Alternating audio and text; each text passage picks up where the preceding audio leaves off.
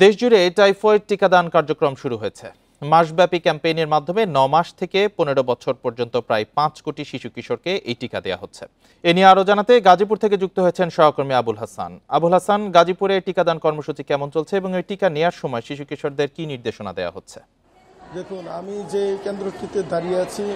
রানী বিলাসমণি বালক উচ্চ বিদ্যালয়, এবং এখানে কিন্তু আজকে যে টাইফয়েডের টিকাদান সেটি ক্যাম্পেইন চলছে এবং এখানে যারা শিক্ষার্থী রয়েছেন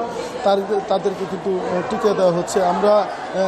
গাজীপুর সিটি কর্পোরেশন এবং সিভিল সার্জন অফিস সূত্রে যেটি জেনেছি যে গাজীপুর সিটি কর্পোরেশন এলাকাতে ৬ লাখের বেশি শিশুকে টিকা দেওয়া হচ্ছে এবং জেলা বিভিন্ন উপজেলা যেগুলো রয়েছে সেখানে সিভিল সার্জনের তত্ত্বাবধানে ১০.৫ লাখের মতো শিশুদেরকে এই টিকা দেওয়া হবে এবং সেই লক্ষ্যে এখানে কিন্তু বিভিন্ন যে টিকাদান কেন্দ্র সেই টিকাদান কেন্দ্রের মাধ্যমে এই টিকাগুলো দেওয়া হচ্ছে এবং বিভিন্ন যে শিক্ষা প্রতিষ্ঠানগুলো রয়েছে টঙ্গী, গাজীপুর সহ বিভিন্ন যে শিক্ষা প্রতিষ্ঠান সেই শিক্ষা প্রতিষ্ঠানগুলোতে কিন্তু একযোগে এই টিকা কার্যক্রম চলছে এবং যারা আয়োজক তারা যেটি বলছেন যে এই যে টিকা টাইফয়েড প্রতিরোধের জন্য এবং যাতে টাইফয়েড না হয় শিশুদের মধ্যে সেই সুরক্ষা নিশ্চিত করার জন্য কিন্তু এই টিকাগুলো দেওয়া হচ্ছে এবং এখানে যারা আছেন অভিভাবক আছেন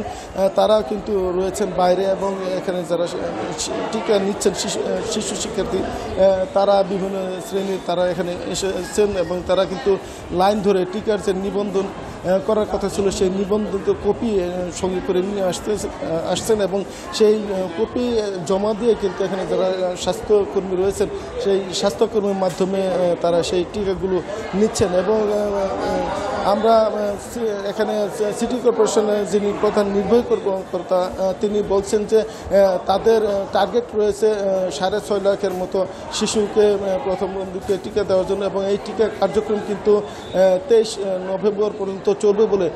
তিনি আমাদেরকে জানিয়েছেন এবং এই সচেতনতার জন্য তারা কিন্তু বিভিন্ন উদ্যোগ নিয়েছেন। যারা এখানে অভিভাবক রয়েছেন তাদেরকে সচেতন করার জন্য নানামুখী উদ্যোগ তাদের রয়েছে বলে আমরা জানতে পেরেছি। এই ছিল টিকাদান কেন্দ্রের সর্বশেষ পরিস্থিতির খবর। গাজীপুর থেকে টাইফয়েড টিকাদান কার্যক্রম বিষয়ে জানাচ্ছিলেন সহকর্মী আবুল হাসান।